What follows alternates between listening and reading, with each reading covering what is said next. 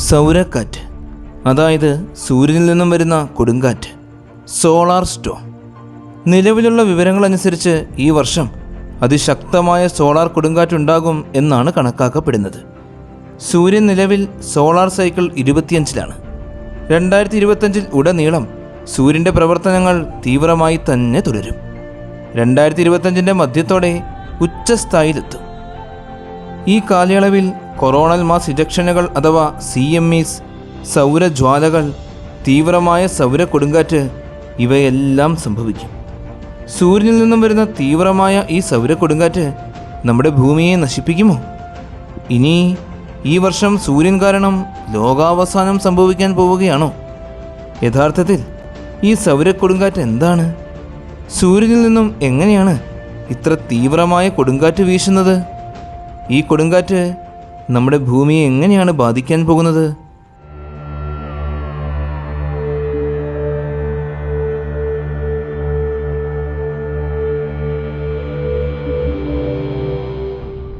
ആദ്യം നമുക്ക് സൂര്യനെ അടുത്തറിയാം. ഭൂമി ഉൾക്കൊള്ളുന്ന ഗ്രഹതാര സഞ്ചയമായ സൗരയൂഥത്തിൻ്റെ കേന്ദ്രമാണ് സൂര്യൻ. ഏകദേശം 13,92,684 കിലോമീറ്ററോളമാണ് സൂര്യൻ്റെ ആകെ വ്യാസം. ഇത് ഭൂമിയുടെ വ്യാസത്തിൻ്റെ 109 മടങ്ങോളം വലിപ്പം വരും. സൗരയൂഥത്തിൻ്റെ ആകെ മാസിൻ്റെ 99.86% സൂര്യനിലാണ് അടങ്ങിയിരിക്കുന്നത്.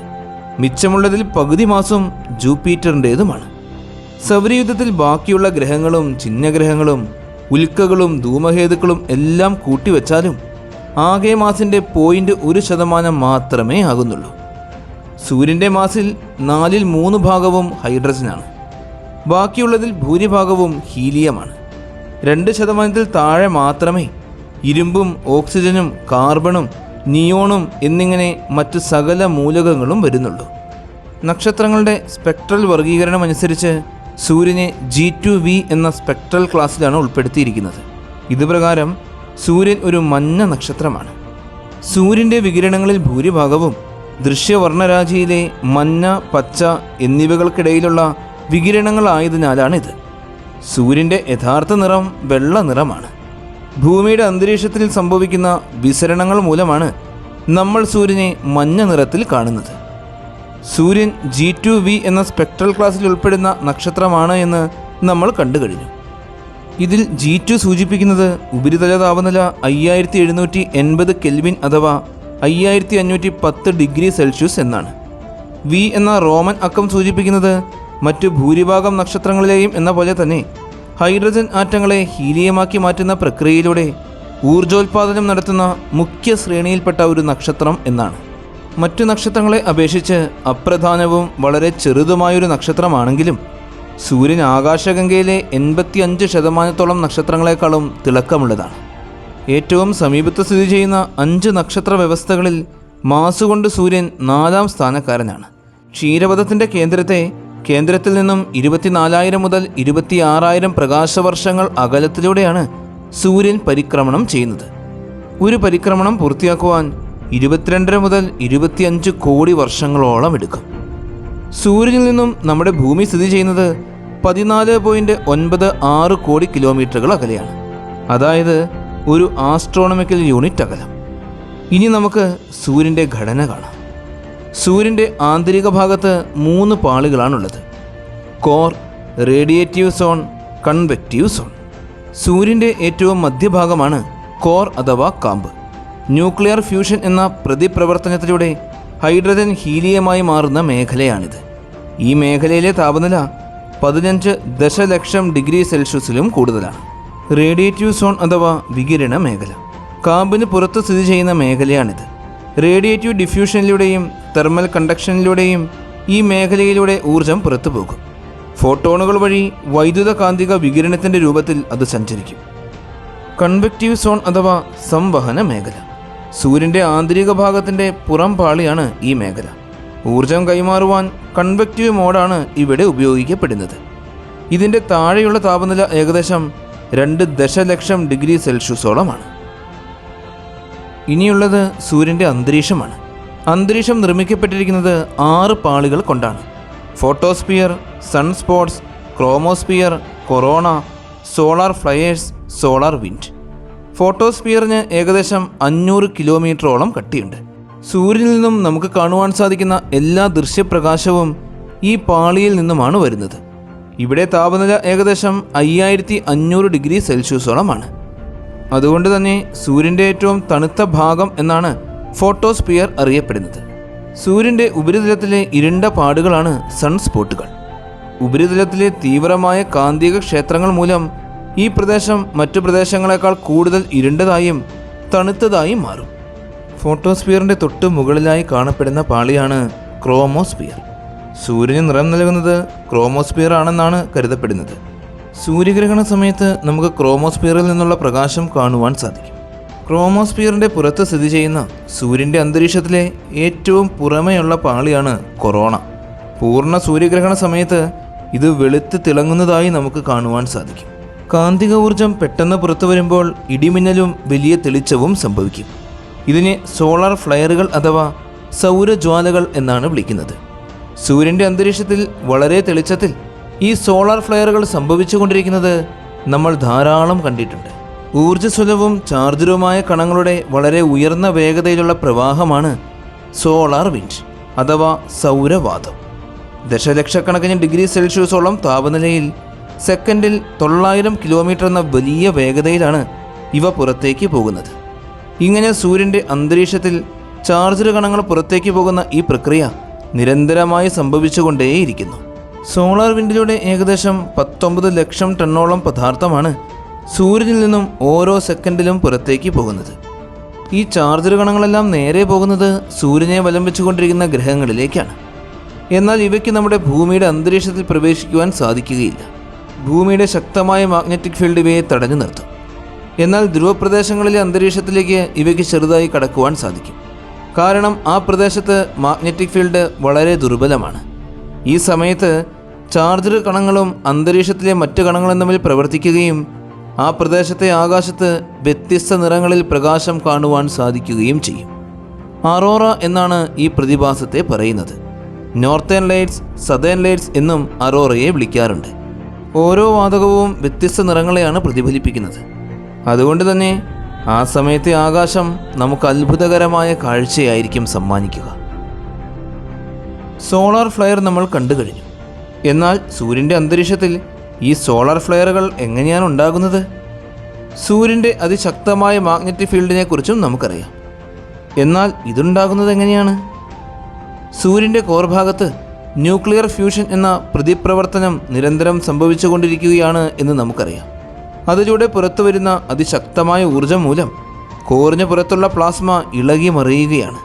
ചാർജർ പദാർത്ഥങ്ങൾ അടങ്ങിയിരിക്കുന്ന പ്ലാസ്മ ഇതുപോലെ നിരന്തരം ഇളകി മറിയുമ്പോൾ അതിശക്തമായ മാഗ്നറ്റിക് ഫീൽഡുകൾ പരസ്പരം ചുറ്റിപ്പിണയും. ഇതിൻ്റെ ഫലമായി അവ കൂട്ടിയിടിക്കുകയും ചെയ്യും. ആ കൂട്ടിയിടിയുടെ സമയത്ത് മാഗ്നറ്റിക് ഫീൽഡ് ലൈനുകൾ പൊട്ടിപ്പോവുകയും അതിൽ നിന്നും ഊർജം മുഴുവൻ പുറത്തേക്ക് വരികയും ചെയ്യും. ഇങ്ങനെ പുറപ്പെടുന്ന എനർജിയാണ് സോളാർ ഫ്ലയറുകൾ. ഇവ സഞ്ചരിക്കുന്നത് പ്രകാശവേഗതയിലാണ്. അതുകൊണ്ട് തന്നെ സൂര്യനിൽ നിന്നും പുറപ്പെടുന്ന സോളാർ ഫ്ലയർ ഭൂമിയിൽ എത്തിച്ചേരുവാൻ 8 മിനിറ്റുകൾ വേണ്ടിവരും. എന്നാൽ നമ്മുടെ ഭൂമിക്കുള്ള ശക്തമായ മാഗ്നറ്റിക് ഫീൽഡ് ഇവയിൽ നിന്നും ഭൂമിയെ സംരക്ഷിച്ചു കൊണ്ടിരിക്കുകയാണ്. അതുകൊണ്ട് തന്നെ ഈ സോളാർ ഫ്ലെയറുകൾ നമ്മുടെ ഭൂമിയുടെ സമീപത്തൂടെ കടന്നു പോകുന്നത് നമ്മൾ അറിയാറ് പോലുമില്ല. എന്നാൽ ചില സമയത്ത് അതിശക്തമായ വലിയ സോളാർ ഫ്ലെയറുകൾ സംഭവിക്കും. ഇതിനെ കൊറോണൽ മാസ് ഇജക്ഷൻ അഥവാ CME എന്നാണ് പറയുന്നത്. സാധാരണ സോളാർ ഫ്ലെയറുകളിൽ സംഭവിക്കുന്നതിനേക്കാൾ ലക്ഷക്കണക്കിന് മടങ്ങ് പദാർത്ഥങ്ങളാണ് ഈ സമയത്ത് പുറത്തു വരുന്നത്. ഇതിലൂടെ പുറത്തു വരുന്നത് മാഗ്നറ്റിക് ഫീൽഡോട് കൂടിയ പ്ലാസ്മയാണ്. സോളാർ ഫ്ലെയറിനേക്കാളും ഒരുപാട് ശക്തമാണ് ഈ CMEകൾ. സൗരചക്രത്തിലെ 11 വർഷങ്ങളിൽ സോളാർ സൈക്കിളിൻ്റെ പീക്ക് സമയത്താണ് ഇത് സംഭവിക്കുന്നത്. ശരാശരി 11 വർഷങ്ങളുടെ ഇടവേളകളിൽ സൂര്യൻ്റെ കാന്തിക ക്ഷേത്രം നേരെ തിരിയും. അതുവരെ ഉണ്ടായിരുന്ന നോർത്ത് സൗത്തായി മാറുകയും സൗത്ത് നോർത്തായി മാറുകയും ചെയ്യും.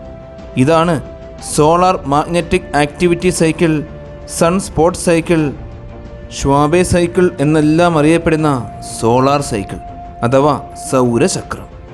ഓരോ സോളാർ സൈക്കിളിലും സൂര്യൻ്റെ കാന്തിക ക്ഷേത്രം ചലിക്കുന്നുണ്ട്. സൗരചക്രം അതിൻ്റെ പരമാവധിയിലെത്തുമ്പോഴാണ് ഈ ചലനം സംഭവിക്കുന്നത്. 2 സൗരചക്രങ്ങൾക്ക് ശേഷം സൂര്യൻ്റെ കാന്തിക ക്ഷേത്രം അതിൻ്റെ യഥാർത്ഥ അവസ്ഥയിലായി മാറും. ഈ സോളാർ സൈക്കിൾ തുടങ്ങുന്ന സമയത്ത് സൂര്യനിൽ സംഭവിച്ചുകൊണ്ടിരിക്കുന്ന പ്രതിഭാസങ്ങളുടെ തീവ്രത വളരെയേറെ കുറവായിരിക്കും. ഇതിനെ സോളാർ മിനിമം എന്നാണ് പറയുന്നത്. എന്നാൽ സോളാർ സൈക്കിൾ അവസാനിക്കുന്ന സമയത്ത് സൂര്യനിൽ സംഭവിക്കുന്ന ഈ പ്രതിഭാസങ്ങളുടെ എല്ലാം തീവ്രത വളരെയേറെ കൂടുതലായിരിക്കും. ഇതിനെ സോളാർ മാക്സിമം എന്നാണ് പറയുന്നത്. ഇപ്പോൾ നടന്നുകൊണ്ടിരിക്കുന്നത് സോളാർ സൈക്കിൾ 25 ആണ്. കാരണം ആദ്യമായി സോളാർ സൈക്കിൾ മനസ്സിലാക്കി റെക്കോർഡ് ചെയ്തത് 1725-ലായിരുന്നു. അന്നു മുതൽ സംഭവിച്ച സോളാർ സൈക്കിളുകളെല്ലാം കണക്കുകൂട്ടിയാണ് ഇന്ന് സോളാർ സൈക്കിൾ 25 ആണ് എന്ന് പറയുന്നത്. ഈ സൗരചക്രം ആരംഭിച്ചത് 2019-ലാണ്. എന്നാൽ ഈ സോളാർ സൈക്കിൾ അതിൻ്റെ മാക്സിമത്തിൽ എത്തിച്ചേരുന്നത് ഈ വർഷമാണ് 2025. സൂര്യനിൽ നിന്നും പുറപ്പെടുന്ന റേഡിയേഷനുകളും സകല പദാർത്ഥങ്ങളും പ്ലാസ്മയും ഭൂമിയുടെ അന്തരീക്ഷത്തിൽ സ്പർശിക്കാതെ മാഗ്നറ്റിക് ഫീൽഡ് തടഞ്ഞു നിർത്തും എന്ന് നമ്മൾ കണ്ടു കഴിഞ്ഞു. എന്നാൽ അതിശക്തമായ കൊറോണൽ മാസ് ഇജക്ഷനുകളും സോളാർ ഫ്ലെയറുകളും മാഗ്നറ്റിക് ഫീൽഡിൽ പതിക്കുമ്പോൾ അതിശക്തിയേറിയ എനർജി ഭൂമിയുടെ മാഗ്നറ്റിക് ഫീൽഡിലേക്ക് കൈമാറ്റം ചെയ്യപ്പെടുന്നുണ്ട്. സൂര്യനിൽ നിന്നും പുറപ്പെടുന്ന ചാർജ്ഡ് കണങ്ങൾ മൂലം ഭൂമിയുടെ കാന്തിക ക്ഷേത്രത്തിൽ സംഭവിക്കുന്ന ശക്തമായ ഡിസ്റ്റർബൻസ് ആണ് ജിയോ മാഗ്നറ്റിക് സ്റ്റോം അഥവാ ജിയോസ്റ്റോം. അതിശക്തമായ രീതിയിൽ ജിയോസ്റ്റോം സംഭവിച്ചു കഴിഞ്ഞാൽ ഈ എനർജി വൻതോതിൽ ഇൻഡ്യൂസ്ഡ് കറണ്ട് ഉൽപ്പാദിപ്പിക്കും. കാന്തിക പ്രവാഹത്തിൽ സംഭവിക്കുന്ന മാറ്റം മൂലം ഒരു കണ്ടക്ടറിൽ സൃഷ്ടിക്കപ്പെടുന്ന വൈദ്യുത പ്രവാഹമാണ് ഇൻഡ്യൂസ്ഡ് കറണ്ട്. ഇതുമൂലം നമ്മൾ ഭൂമിയിൽ ഉപയോഗിക്കുന്ന സകല വൈദ്യുത ഉപകരണങ്ങൾക്കും കേടുപാടുകൾ സംഭവിക്കും. അതായത് ഇന്നത്തെ ആധുനിക ലോകം അക്ഷരാർത്ഥത്തിൽ നിലച്ചുപോകും എന്ന് തന്നെ പറയാം. സൂര്യനിൽ നിരന്തരം സംഭവിച്ചുകൊണ്ടിരിക്കുന്ന ധാരാളം പ്രതിഭാസങ്ങൾ നമ്മൾ കണ്ടു കഴിഞ്ഞു. ജിയോസ്റ്റോമിനെയും സോളാർ ഫ്ലെയറിനെയും CMEയെയും മറ്റ് സകല സൗര പ്രതിഭാസങ്ങളെയും ചേർത്ത് പറയുന്നതാണ് സോളാർ സ്റ്റോം എന്നും സൗരക്കാറ്റെന്നും. രേഖപ്പെടുത്തിയ ചരിത്രത്തിലെ ഏറ്റവും തീവ്രമായ ജിയോസ്റ്റോം സംഭവിച്ചത് 1859 സെപ്റ്റംബർ മാസം 1-2 തീയതികളിലാണ്. ക്യാരിങ്ടൺ ഇവൻറ്റ് എന്നാണ് ആ സംഭവം അറിയപ്പെടുന്നത്. ആഗോളതലത്തിൽ റിപ്പോർട്ട് ചെയ്യപ്പെട്ട ധ്രുവദീപ്തികൾ അഥവാ അറോറകൾ സൃഷ്ടിക്കപ്പെട്ടതും അന്നായിരുന്നു. വടക്കൻ ദക്ഷിണ അർദ്ധഗോളത്തിൽ ലോകമെമ്പാടും അറോറകൾ കാണപ്പെട്ടു. മനോഹരമായ ഈ അറോറകൾ മൂലം രാത്രിയും പ്രഭാതം പോലെ തന്നെയായിരുന്നു. യൂറോപ്പിലും വടക്കേ അമേരിക്കയിലും ഉടനീളം ടെലഗ്രാഫ് സംവിധാനങ്ങളെല്ലാം തകരാറിലായി. അവയുടെ ഓപ്പറേറ്റർമാർക്ക് വൈദ്യുത ആഘാതമേറ്റു. പവർ സപ്ലൈകൾ വിച്ഛേദിച്ചിട്ടും സന്ദേശങ്ങൾ അയക്കാൻ സാധിച്ചു. ധാരാളം ഉപകരണങ്ങൾ നശിച്ചുപോയി, പലതും കത്തിപ്പോയി. ഈ ക്യാരിങ്ടൺ ഇവൻ്റാണ് നമുക്ക് പരിചയമുള്ള കാലത്ത് സംഭവിച്ച ഏറ്റവും വലിയ ജിയോസ്റ്റോം. ഇനിയും ഇതിലും ശക്തമായ സൗരക്കാറ്റ് സംഭവിച്ചാൽ കടലുകൾക്കടിയിലുള്ള ആശയവിനിമയ കേബിളുകൾക്ക് പോലും നാശം സംഭവിക്കുമെന്നും ഇത് മാസങ്ങളോളം നീണ്ടു നിൽക്കുന്ന വ്യാപകമായ ഇൻ്റർനെറ്റ് തടസ്സങ്ങൾക്ക് കാരണമാകുമെന്നും കാലിഫോർണിയ സർവകലാശാലയിലെ കമ്പ്യൂട്ടർ സയൻസ് പ്രൊഫസറായ സംഗീത അബ്ദുജ്യോതി വാഷിംഗ്ടൺ പോസ്റ്റ് നൽകിയ അഭിമുഖത്തിൽ പറഞ്ഞിട്ടുണ്ട്. ആഗോളതലത്തിൽ ഇൻ്റർനെറ്റിനെ ആശ്രയിക്കുന്നതിൻ്റെ നിലവിലെ അവസ്ഥ കണക്കാക്കുമ്പോൾ ഇത്തരമൊരു സംഭവം നടന്നു കഴിഞ്ഞാൽ വിനാശകരമായ സാമ്പത്തിക പ്രത്യാഘാതങ്ങൾ ഉണ്ടാകും. US മാത്രം ഒറ്റ ദിവസം കൊണ്ട് $11 ബില്യൺ അധികം നഷ്ടം സംഭവിക്കും എന്നാണ് പഠനങ്ങൾ പറയുന്നത്. ഭൂമിയിലും ബഹിരാകാശത്തും സ്ഥാപിച്ചിട്ടുള്ള ടെലസ്കോപ്പുകളിലൂടെയും ധാരാളം സാറ്റലൈറ്റുകളിലൂടെയും ബഹിരാകാശ പേടകങ്ങളിലൂടെയും നമ്മൾ സൂര്യനെ നിരന്തരം നിരീക്ഷിച്ചുകൊണ്ടേയിരിക്കുകയാണ്. സൂര്യനിൽ സംഭവിക്കുന്ന ഓരോ മാറ്റങ്ങളും നമ്മൾ നേരിട്ട് കാണുന്നുണ്ട്. ഭാവിയിൽ സൂര്യനിൽ നിന്നും അതിശക്തമായ കൊടുങ്കാറ്റ് ഭൂമിയിൽ പതിക്കും എന്നത് ഉറപ്പാണ്. ഈ ഡിജിറ്റൽ യുഗത്തിന് സൂര്യൻ്റെ കോപത്തെ എത്രമാത്രം തടഞ്ഞു നിർത്താൻ കഴിയും എന്ന് നമുക്കറിയില്ല. ഇന്നത്തെ വീഡിയോ എല്ലാവർക്കും ഒരുപാട് ഇഷ്ടമായി എന്ന് വിശ്വസിക്കുന്നു. നിങ്ങളുടെ എല്ലാവരുടെയും സപ്പോർട്ടുകൾ കൂടെ ഉണ്ടാകണം. നല്ലൊരു വീഡിയോയുമായി അടുത്ത എപ്പിസോഡ് കാണാം.